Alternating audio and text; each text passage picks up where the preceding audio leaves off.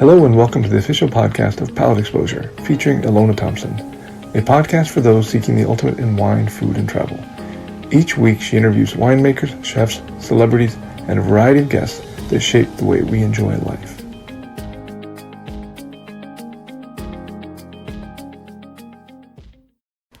In this episode, Ilona sits down with Paul Michael of Peter Michael Winery. And he was staying at the Fairmont Hotel, and so was Peggy Lee, and she was going to sing there that evening. So he was at a loose end, so the story goes, and he liked Peggy Lee, and so he sat down and to listen to her sing, and ordered a bottle of Burgundy white, which is what he loved to drink, in terms of white wine, and they brought it, and it was corked. It wasn't right, and so was the second bottle. So then he said, "Well, bring something local. What do the locals make?" And they brought a bottle of Chateau Montelena and a Chardonnay, and he tasted it and thought, "This is very good." And so that was his introduction to Californian wine. And he then also found himself, I think, up in this area and discovered how beautiful it is at one weekend, and driving around. And he'd been invited up, I think, to visit his partner up here, and who had a ranch up in Healdsburg. And so he got lost on the way, as you do, coming up this far, but discovered how beautiful it is. And I think that was really his introduction to this part of the world and the wine country. And I guess he became one of the few Englishmen at the time to know that something rather special was going on. And he watched it sort of unfold. And about around that time, I think the Judgment of Paris happened, that famous tasting. 78, yeah. 76, 76. Organised by Stephen Spurrier, and so he noticed that. Not many people did at the time in England, but he did, and so he was in the right place at the right time, and so he started a search for a property around here. He thought it'd be a good idea to invest into a little bit of America anyway. England back in the 1970s, the future was uncertain, the economy was not great, and so he just thought this would be a good place to invest, and wine would be a good vehicle. And he loved wine. He was taken through the vineyards of France as a teenager by his parents, my grandparents. I guess that would have been in the 50s. And my grandfather used to go and taste and buy wine, stuff it in the car and take it back over the channel, and that would keep him in wine for the year.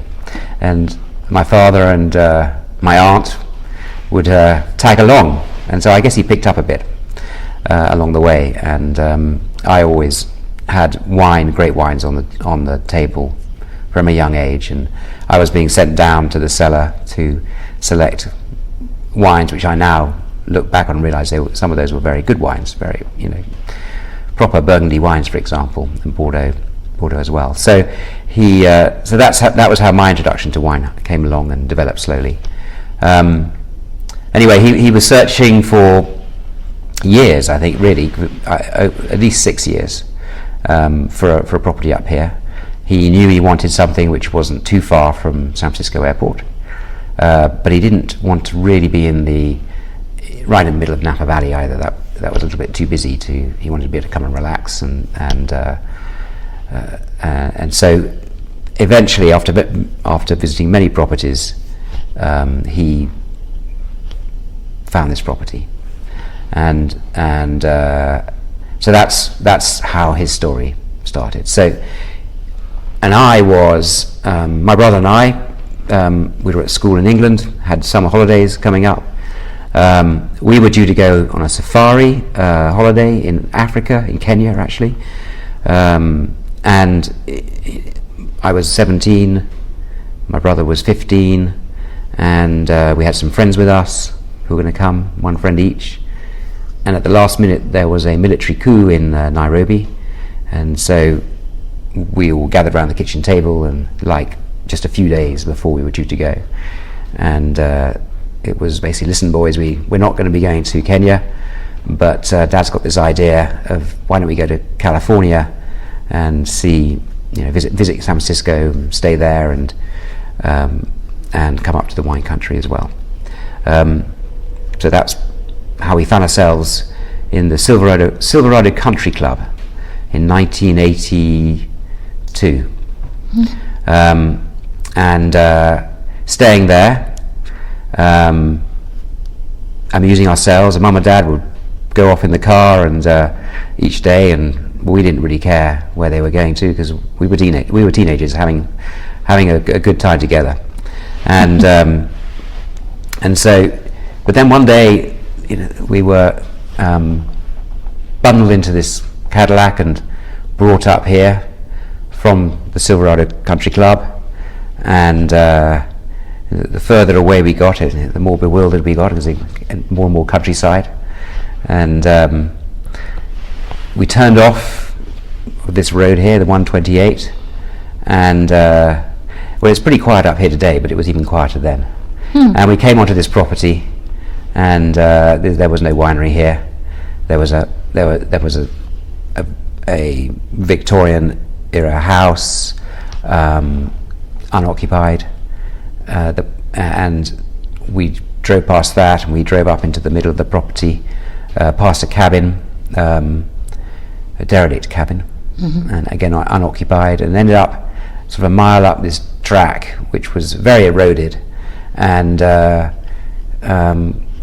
got out, and the poor car wasn't probably the same again after that, getting up there, because it was completely eroded track and completely overgrown track.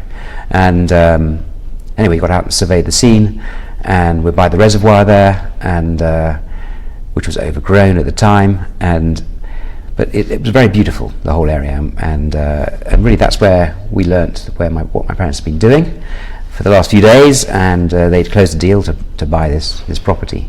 And I think he'd been working on it for since the year before, and he'd found it then, and with the help of another friend, a family friend called Angela Rubin, who assisted in looking at many properties, and this one appealed because of where it's located, very beautiful, mountain behind us, and it had water on it, and hillsides, and one of the things that he knew was that a hillside was important, and of course at the time most of the plantings were on the valley floor, and very few hillside plantings. That was only for the bold and the brave, and he knew water was really important. So we were told that we would be coming back in the spring and planting the first vines, my brother and I. Well, exactly, when he said we, what he precisely meant was my brother and I. And we were back in the following April '83 and planted the first vines, and those vines were Cabernet Sauvignon, Merlot, and Cabernet Franc at the time, to make a nice Bordeaux style red from California, a claret, and that was to become Les Pavots, which we'll taste here in a little while. So that was the original plan, and they did up the house, the main house, which is on a little hill overlooking the road here, and we did up the cabin the following year. And so my parents have stayed in that house ever since, when they're here on property, and my family and my kids stay at the cabin, and my kids have grown up getting to know this property, so it's always been there as far as they're concerned. But when we were here, there really, as I said earlier, there really wasn't much here, and I don't think my father in his wildest dreams realised it would be quite the success that it became, and become so well known in the world. A bit of luck came along on the way, but we sat out on the deck up in that main house, evening after evening, talking about the plan and what we were going to call this winery, and what the philosophy would be. So what are we going to call the winery? And Peter Michael Winery was his idea. My father, being a modest man, he said, we'll call it Peter Michael Winery, which isn't necessarily that sort of English thing to do, but it was a great idea. And so and he wanted it to be recognised as he wanted the wine label to be recognised across the room very easily, but at the same time with an understated label as well. And so all those things were being discussed, and then the philosophy became and developed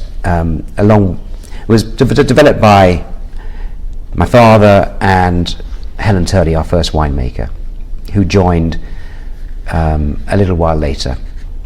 But what he did know from the start was that he wanted to make a classical wine, grown on a hillside.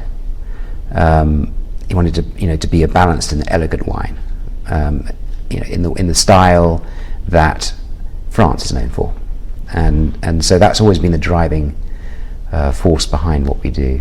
And then a little later on, we developed another facet to that approach, and that is called the 100 by 100, which basically describes our long-term commitment to making these wines in the way we make them, handmade wines, long-term decision making, everything that's necessary to in the vineyard in particular to make these classical wines. So that's how it started. And so we planted those first vines. Helen Turley joined us probably in '87 as the first vintage was coming along, but she may have joined earlier, I'm not entirely sure. And she was pretty well known at the time. Again, nowhere near as famous as she was to become as a winemaker. And these red grapes weren't ready, so those vines were still too young. The first vintage of Les Pavots was actually 1988, and the first release of Les Pavots was 1989. But our first wine ever made was in 1987, and that was it was called Mon Plaisir. It was a Chardonnay, and it wasn't estate grown. It came from the Gower Ranch, which then became known as Alexander Mountain Estate. So up in Alexander Valley on the hillsides there, and that was a very small quantity of that was made. It was well received, and it was a beautiful Chardonnay. So that's where we started, and I think although we don't have Mon Plaisir in front of us here, we do have a Chardonnay which is estate grown, and perhaps it's time to taste. Time to taste one of the wines. Yeah. And while we're tasting it, I do have a question. So your dad clearly was deeply engaged in Silicon Valley business, which spells innovation. It's all about pushing forward. And when he discovered, thank God for lack of GPS, this lovely area, and decided subsequently to pursue it, it strikes me as interesting because this is farming. This is as old world and as old-fashioned as it gets. It's a complete different end of spectrum, and it's hard work. And he clearly had many choices of what he would have pursued outside of his chosen profession. What do you think motivated him to come here, besides the natural beauty and the fact that he was very, he's a visionary, really. I mean, to be predisposed to California wine was such a short history at the time as far as the world knew. Bespeaks the depth of his thinking and perception. Yeah. Well, when I can remember thinking when my father said, we're going to make some Californian wine, we're going to grow some grapes and make some Californian wine. You know, we knew Californian wine in the UK because it was widely advertised on television, but it was wine in a came in a little box with a tap on it, right? And that's what we all associated Californian wine with at the time. So we didn't associate it with Napa Valley special wines. And never heard of Sonoma Valley or Sonoma County. There was a certain question amongst us as to why do you want to do that, Dad? And I think many of his friends also said, Pete, why do you want to do that? Well, surely you should just go to France and pick up a chateau, which you could do at that time in those days. He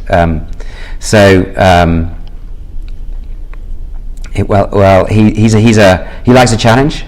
Still does. He's a natural entrepreneur. I think he knows how. He's been pretty successful at picking a good team to help him. There is a story that the president of the winery is Scott Rowley, and Scott was the real estate vendor at the time. He was the agent or broker between the two sides, and so my father says that he said, Scott, I'll do this, but I'll only do this if you'll become president for us. So he knew he knew if he was going to do this, he had to have some good people around him to do it. Bearing in mind that also doing it an absentee, he wasn't here. He was living in the UK. He was running a public company at the time. So he was a busy guy, and my parents would come here 2 or 3 times a year. For about a month each time. There was a big old fax machine in a cupboard here and one back in the UK, and reams of paper would come out at either end, and that's how he managed it in those early days. I think knowing that, why not go and buy in France, for example? Why not do it in the easy way? I think he's always believed there's no point in doing something if it's easy. Lots of people can do that. I think he also saw at the time that there was something special happening here, and bear in mind he travelled. He'd seen a bit of the world by then. And the climate, the climate here, in perhaps this is the most important point that I should have said first, really. Making wine in California, you have this consistent climate, and you don't generally have to worry about rain or frost. Those are and you've got this consistency with your product. Especially in those days, technology has come on today, but in those days, the climate was really, really important in that sense. Absolutely. And again, he could have, in the 6 years that he was looking, I'm sure that he looked at a lot of different properties. He could have chosen the valley floor. He could have chosen something easier, but this layering on of how do I find something that's the most challenging, and then on top of it, the absentee ownership, which means you have to have a ton of faith in your team. And we're talking late 70s, early 80s. That really is something that's even more remarkable, because Valley at the time was pretty barren relative to what it is today. So there's no reference points really outside of a few big producers. And given the background and given the depth and breadth of the wine engagement on the consumer side that you described early on, clearly there was a lot of awareness of what it would take to produce wine of that quality. So your dad is starting to sound like not just a remarkable individual, but a very unique one in his point of view and vision. Yes, a lot of people have said that.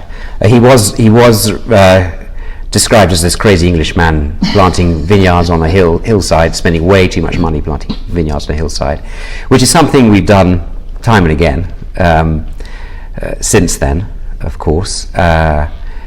So I as I say, I think he thought hillsides was important. Now, when we say hillsides, where we are actually isn't really, you should call it a mountainside. Yeah. We're on a mountain here. This is not a little hill.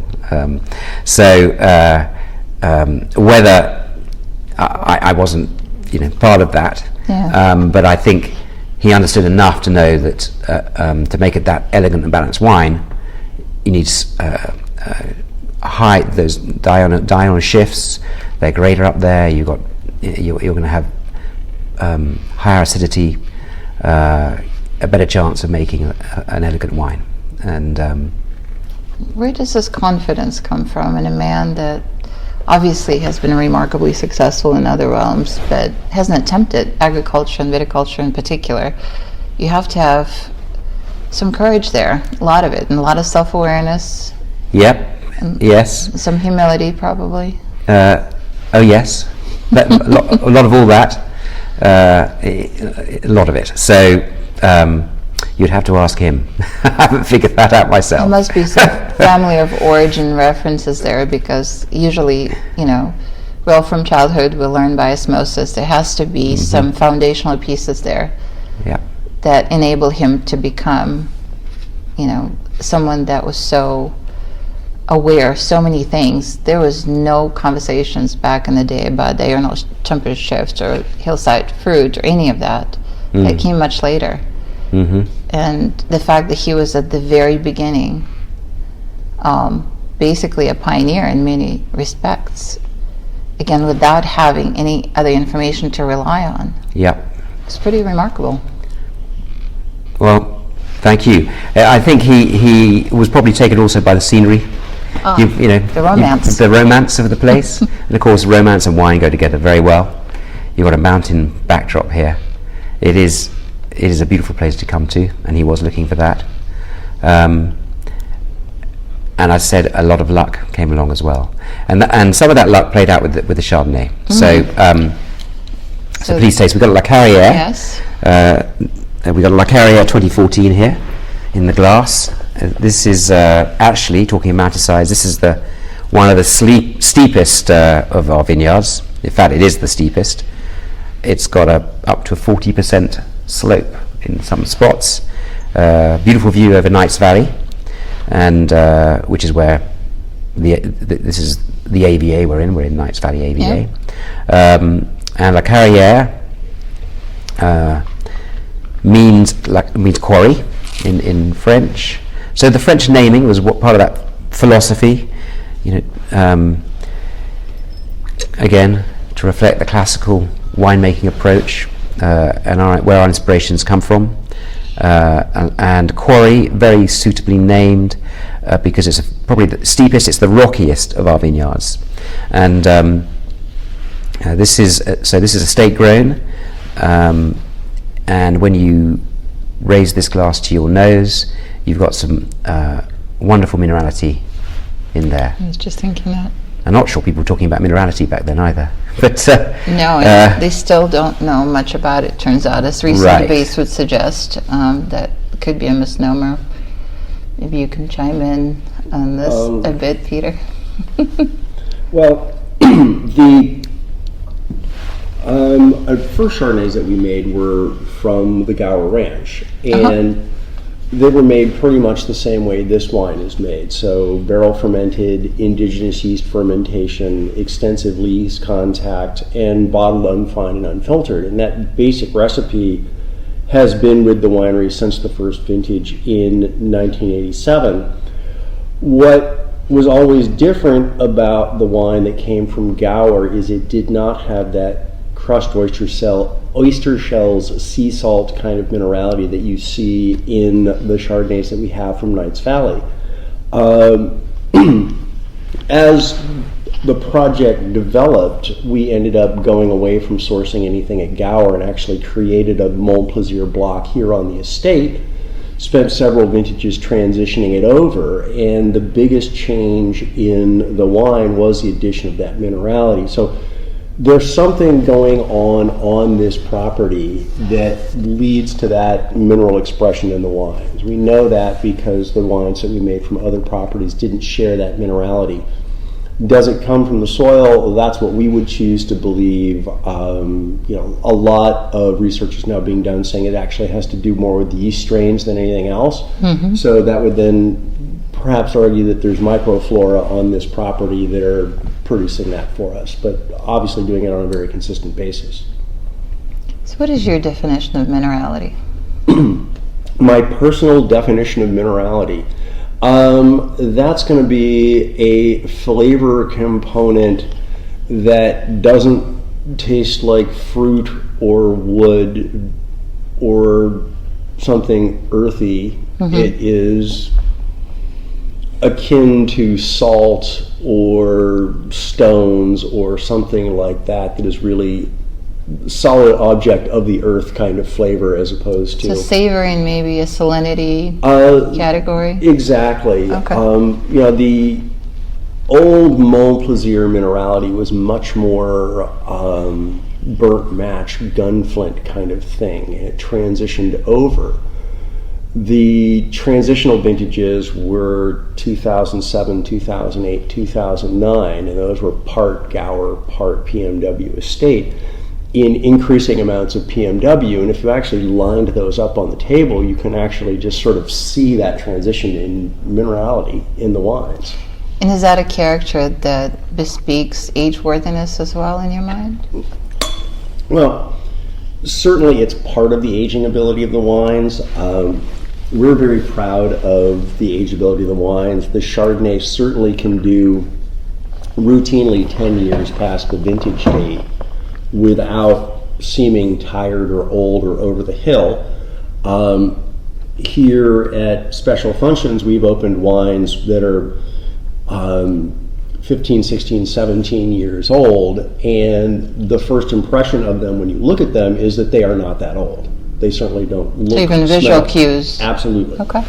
Our winemaker would argue that the unfined, unfiltered methodology helps with that, because the little bit of haze you see in the wines is predominantly suspended lees, so dead yeast cells, and those apparently make excellent scavengers for oxygen. So anything that gets into the bottle is going to be bound up in the lees before it has the chance to adversely affect any of the color or flavor components.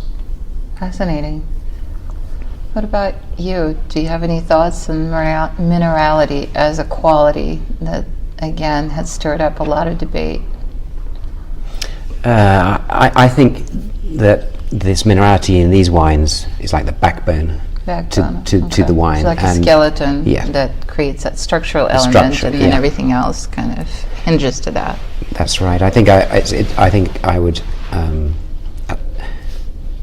associate it closely with the acidity as well. Mm-hmm. They kind of go together in these Chardonnays, and it is a reflection of the mountain. I don't know if I called it earlier, but I called it a sort of dusty minerality. There's almost like a texture to it when you raise it to your nose, especially in this one, in this La Carrière. So it's the most profound in this particular wine of what we make. This vineyard actually was planted in 1994. Mm-hmm. It is volcanic soil, volcanic rock. The whole terroir here in Knights Valley on the mountainside here is a lot of volcanic cement, rhyolite rock underneath, great for drainage, and these vines are therefore a little bit stressed. This is all part of the secret of behind these wines. We didn't know we could make Chardonnay when we first started this project. That is where luck plays its part. So, as I said, Helen went and found the first Chardonnay, made some. It was beautiful, and then we decided, well, if we're going to do this, we need to make sure it's our vines, and that's always been part of our approach in terms of long term. And so that's when we planted.